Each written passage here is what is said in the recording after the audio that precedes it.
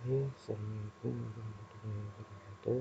Kali ini kita akan menjelaskan tentang sensor-sensor yang ada di sistem electronic fuel injection dan mendiagnosa kerusakan-kerusakan yang ada di dalam sistem electronic fuel injection. Ya, mengenal sensor pada mobil EPI.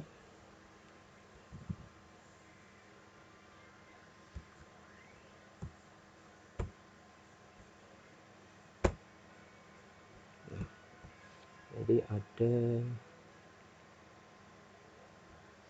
sensor-sensor yang ada pada mesin EPI. Hampir semua kendaraan pada roda 4 yang beredar saat ini itu menggunakan EPI atau electronic fuel injection. Sistem EPI itu adalah sistem yang dimana bahan bakar yang masuk ke ruang bakar dikontrol secara elektronik. Pada dasarnya sistem kontrol ini memiliki 3 komponen, yaitu ada sensor, ECU, kemudian aktuator.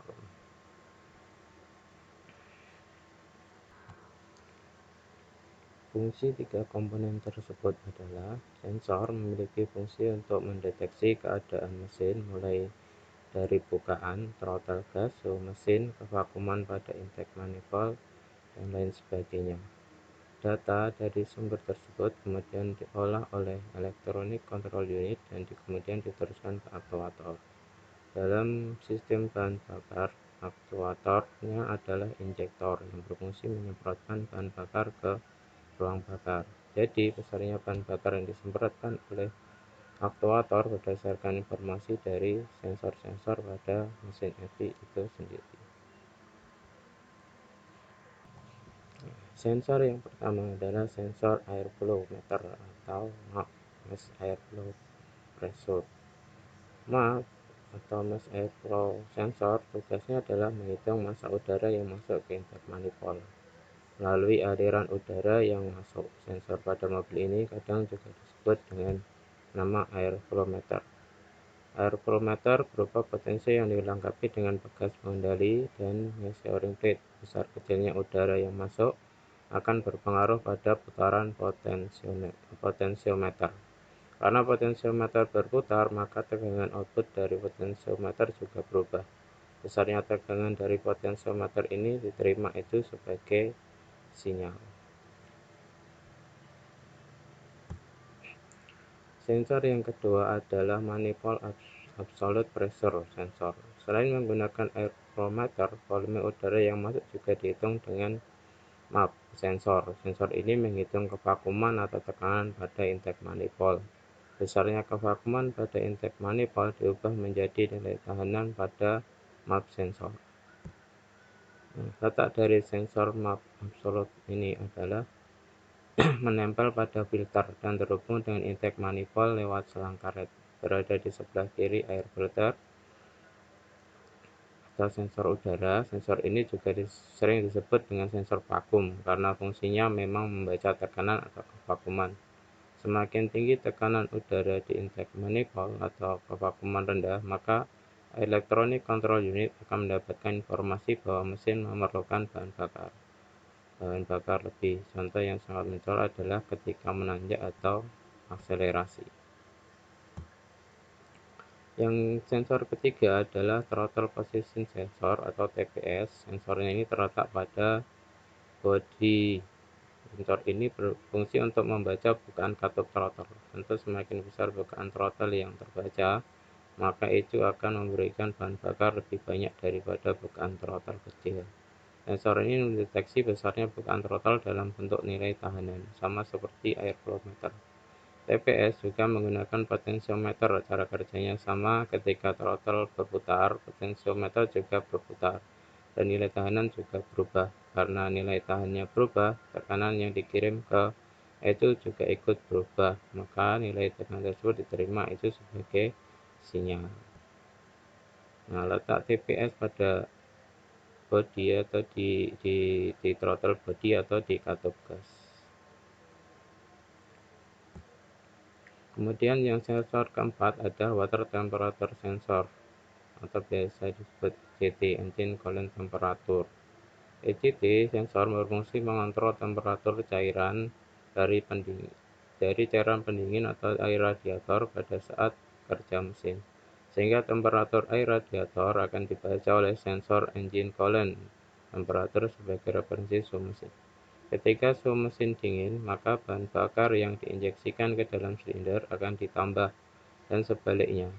Lalu ketika saat mesin sudah mencapai suhu kerja, maka itu memerintahkan kipas radiator untuk berputar. Nah, letaknya di bagian belakang kepala silinder atau dekat termostat.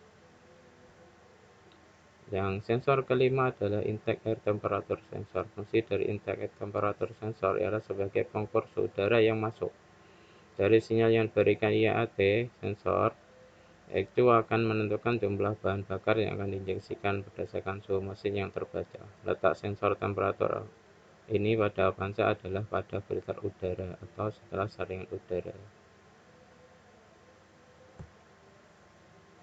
Yang keenam adalah sensor crankshaft position sensor. Sensor ini berfungsi untuk mendeteksi putaran mesin dan menentukan timing pengapian. Fungsinya mirip dengan pusher pada sepeda motor. Pada beberapa mobil, sensor ini diletakkan dekat noken sehingga bernama crank position sensor. Letak sensor CKP pada mobil Avanza berada di bagian depan dari mesin bawah, tepatnya di dekat poros engkol, atau lebih tepatnya pulley crankshaft. Yang ketujuh adalah sensor oksigen atau oksigen sensor. Sensor autosensor atau oksigen sensor biasa dikenal sensor gas buang, yaitu untuk mengukur kadar oksigen pada gas buang. Kadar oksigen ini akan menunjukkan tingkat emisi yang dihasilkan mesin. Dari kadar oksigen pada gas buang inilah nantinya dapat diketahui sempurna tidaknya pembakaran yang terjadi di silinder. Nah, letaknya di exhaust manifold.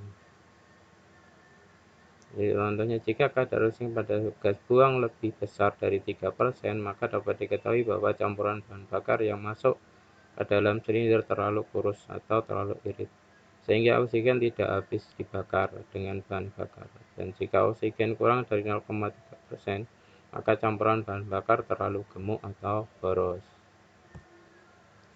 Sensor yang ke-8 adalah camshaft position sensor. Fungsi dari camshaft position sensor adalah memberikan data masukan ke ECU tentang posisi langkah mesin untuk menentukan langkah hisap, di mana saat langkah hisap letak sensor CMP berada di dekat camshaft, lebih tepatnya di bagian belakang silinder head atau bagian atas.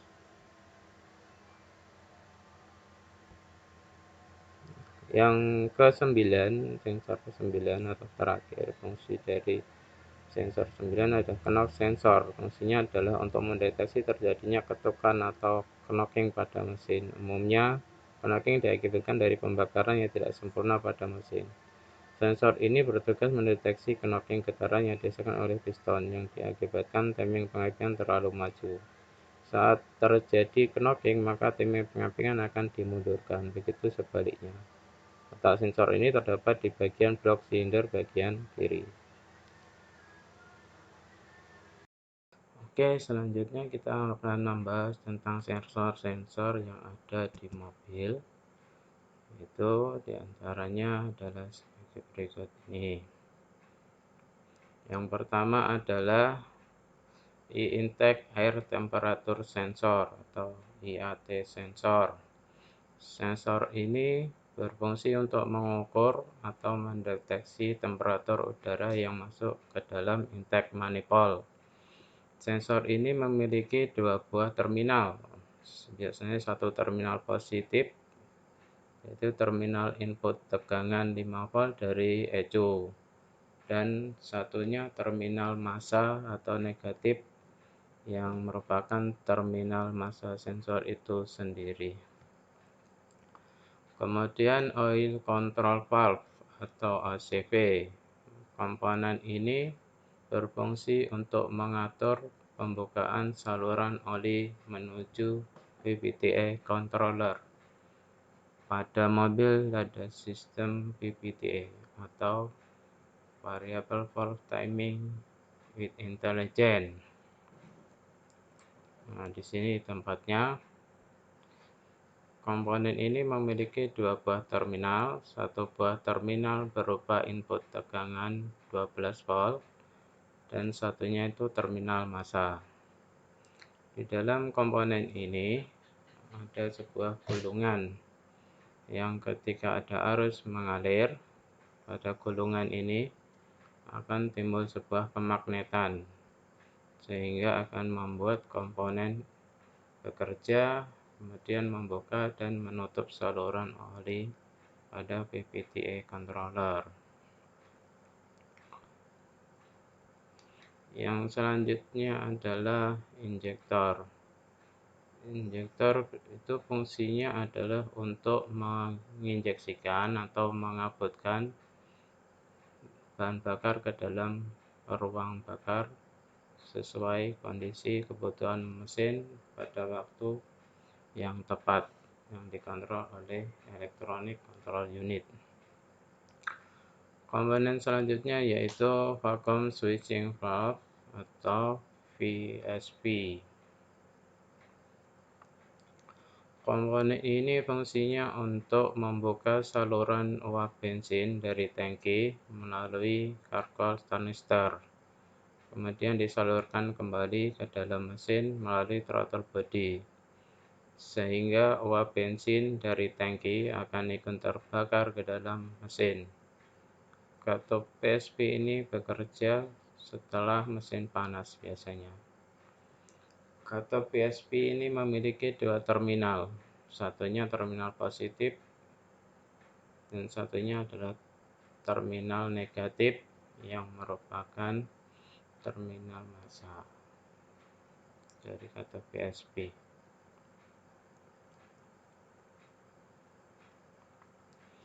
Kemudian sensor berikutnya adalah Idle Speed Control Valve atau ISC valve. Kompon ini fungsinya untuk mengatur jumlah udara yang masuk ke dalam intake manifold pada saat gas tidak diinjak atau kondisi throttle valve tertutup. Kedua, mengatur putaran langsam pada saat idle mesin pada saat AC off atau on. Fungsi ketiga adalah menyesuaikan putaran langsam mesin secara otomatis. Kemudian komponen selanjutnya adalah MAP atau Manifold Absolute Pressure Sensor. MAP sensor itu biasanya berbeda dengan MAF sensor. Pada mobil tipe L injeksi itu menggunakan MAF sensor. MAP sensor berfungsi untuk mendeteksi banyaknya udara yang masuk ke dalam intake manifold berdasarkan kevakuman dari intake manifold. MAP sensor memiliki tiga terminal biasanya, terminal input, kemudian terminal massa sensor dan terminal output menuju Electronic Control Unit atau terminal pin.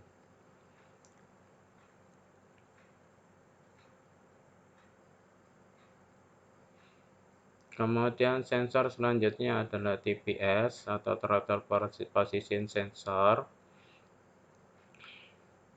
Sensor ini berfungsi untuk mendeteksi perubahan posisi atau sudut bukaan dari throttle gas yang kemudian akan berubah menjadi sinyal elektrik untuk dikirim ke ECU sebagai satu sinyal input yang nantinya digunakan untuk menentukan durasi penginjeksian bahan bakar.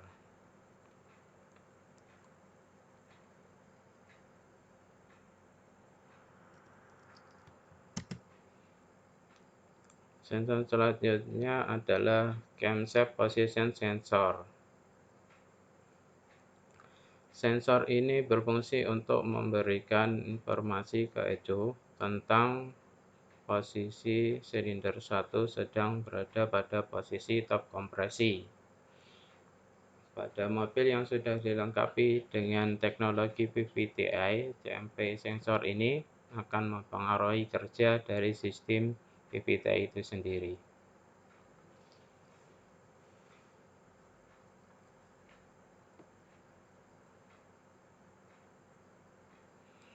Kemudian sensor berikutnya adalah water temperature sensor atau WTS.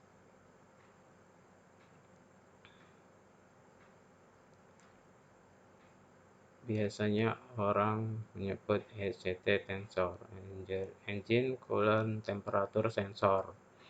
Sensor ini berfungsi untuk mendeteksi suhu dari air pendingin, kemudian dikirim ke itu sebagai input. Nah, untuk memperhitungkan jumlah perhitungan bahan bakar untuk mengaktifkan kipas pendingin. Sensor berikutnya adalah sensor oksigen atau disebut lambda sensor atau O2 sensor. Sensor ini memiliki 3 fungsi utama. Yang pertama, untuk mendeteksi emisi gas buang dengan cara mengukur kandungan oksigen dalam gas buang kendaraan. Yang kedua, berfungsi untuk menentukan apakah mungkin bisa bekerja dengan campuran bahan bakar kurus atau terlalu gemuk. 3. Dengan adanya O2 sensor ini, maka konsumsi bahan bakar itu bisa menjadi lebih irit dan ramah lingkungan.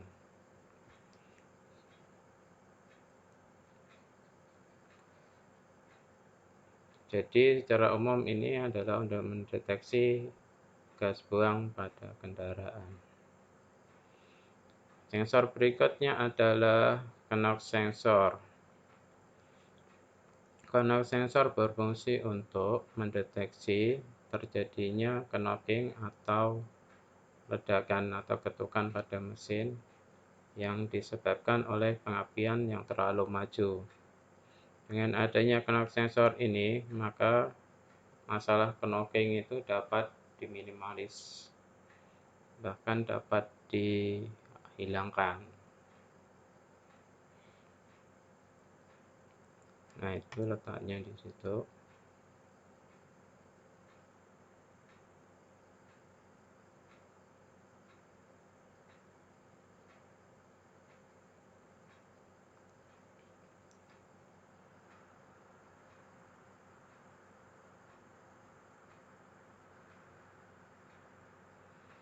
Nah, kemudian sensor berikutnya adalah crankshaft position sensor atau CKP.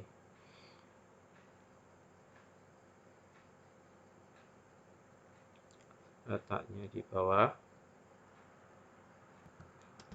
Sensor ini fungsinya untuk memberikan informasi kepada ECU atau ECM tentang kecepatan putaran mesin dan tentang timing pengapian.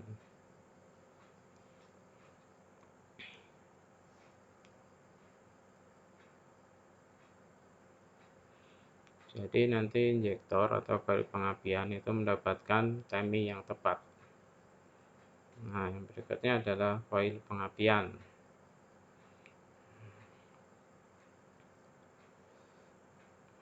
Atau biasa bahasa Inggrisnya ignition coil.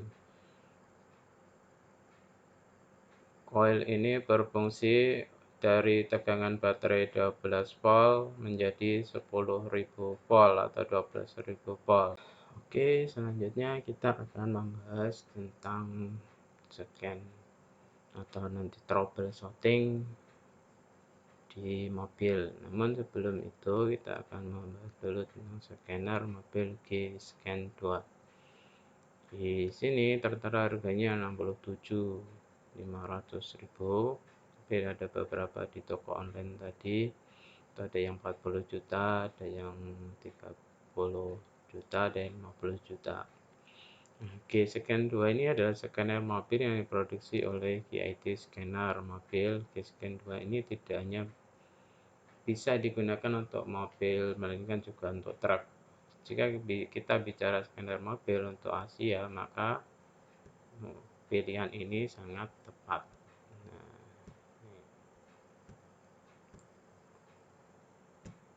Nah, modelnya seperti ini.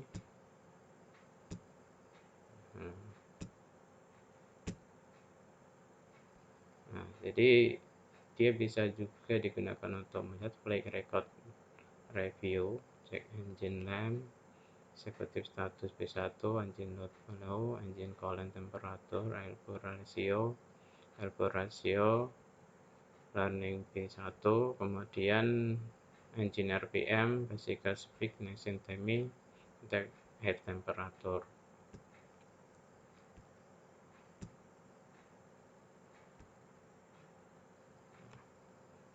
Jadi alat ini cukup. Alat ini bisa dipakai di mobil dan truk. Jadi di mobil-mobil Asia atau Korea ada Hyundai, Kia dan sebagainya. Asia ada di mobil Toyota, Honda. Jadi alat ini termasuk scan yang bisa dipakai untuk beberapa merek mobil. Oke, kita mulai untuk penggunaan scannernya kedua. Yang pertama, kita masukkan ya, kabel OBD-nya di bawah dashboard, kemudian yang satunya kita taruh di scan tool-nya. Ya, awas jangan sampai terbalik scan tool-nya ini. Kemudian kunci kontak di-on-kan. Nah, lihat indikator sudah nyala. Kemudian kita nyalakan scannernya. Nyalakan scannernya.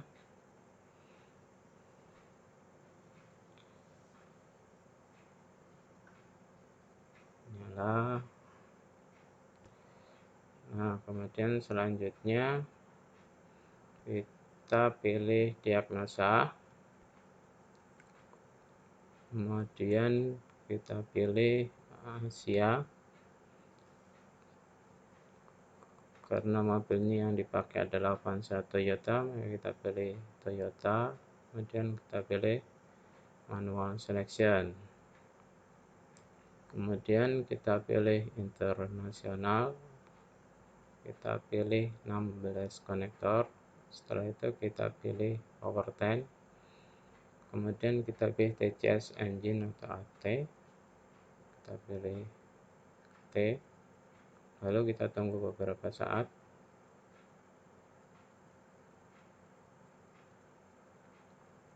Nah, kemudian untuk mendeteksi apakah ada trouble pada sensor, maka kita harus klik pada ikon pertama, yaitu kita klik deteksi analisis. Kemudian, nah ini indeks temperatur sensornya yang di trouble tadi dilepas.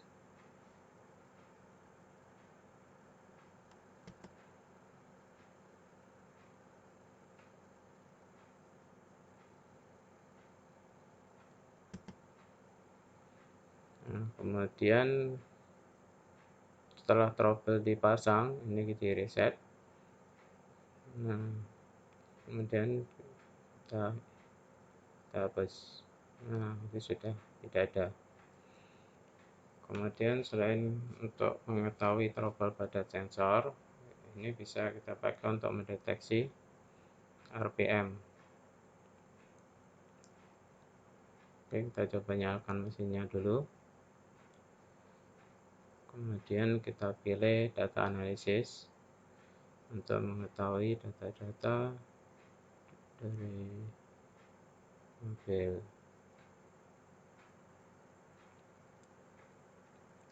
Oke, nah ini kita melihat water temperaturnya ada 55 derajat Celcius. Kemudian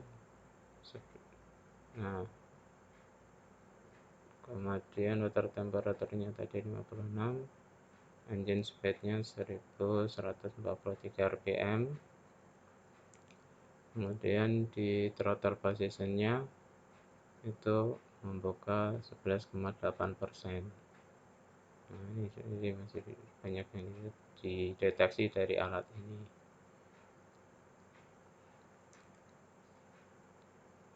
Kemudian untuk mematikannya, pilih kon yang ada di sini. Nah, ini ada tombolnya untuk seperti tombol on off, klik off. Nah, mematikan, setelah itu baru dimatikan mobil. Demikian penjelasan untuk sensor-sensor yang ada di mobil, kemudian penggunaan dari scannernya dan cara merisetnya. Terima kasih.